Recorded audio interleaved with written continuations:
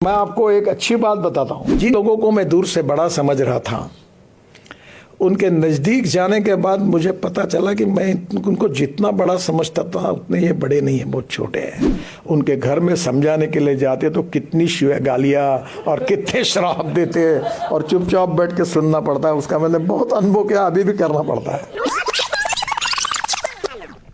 सीखने का पेटेंट किसी के पास नहीं है।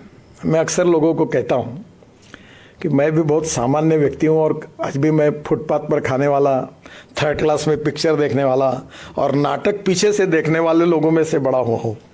तो मुझे वो जीवन बड़ा अच्छा लगता है। Z+ सिक्योरिटी गार्ड अड़चने आती है तो मैं सबको रात को छोड़ने के बाद फिर निकल जाता हूँ फुटपाथ पर।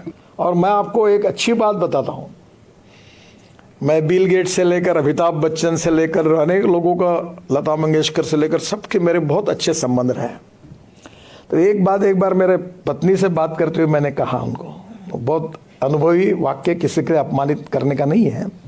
मैंने कहा जिन लोगों को मैं दूर से बड़ा समझ रहा था, उनके नज़दीक जाने के बाद मुझे पता चला कि मैं उनको जितना बड़ा समझता था उतने ये बड़े नहीं हैं, बहुत छोटे हैं।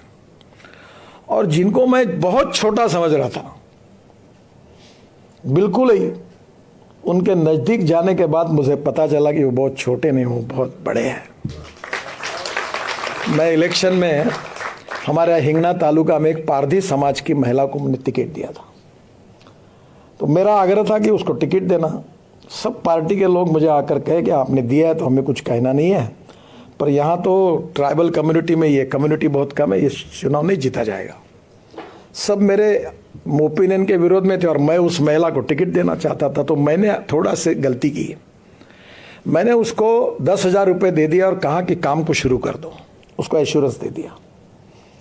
और बाद में जब ये सब लोग मेरे विरोध में गए, जो मैंने एक्सपेक्ट नहीं किया था, तो मेरा स्वभाव था कि जब पंचों की राय, अब सभी लोग मेरे विरोध में हैं, तो मैंने कहा ठीक है बदल दो टिकट। तो मैं धर्म संकट में आया और मैंने उनको घर बुलाया और मैं लिटरली दारू की भट्टी, हाथ भट्टी चलाने वाली महिला थी। मुंडे साहब तब गृह मंत्री थे, हम गए थे तब उनके ऊपर अटैक हुआ था, उस समाज की थी।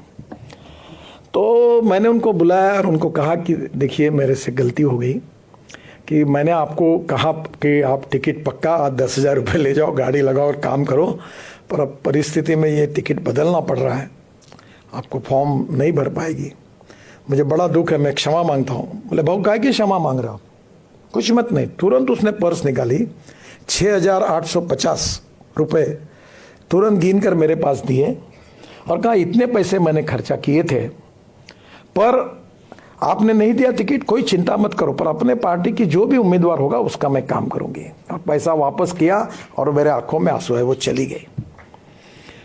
पर जो बड़े बड़े उच्च विद्या विभूषी, डॉक्टर, प्रोफेसर, बड़े बड़े लोग होते, उनका टिकट कटने के बाद उनके घर में समझाने के लिए जाते तो कितनी गालियाँ और कितने श्राप देते और चुपचाप बैठ के सुनना पड़ता है। उसका मैंने बहुत अनुभव किया, अभी भी करना पड़ता है।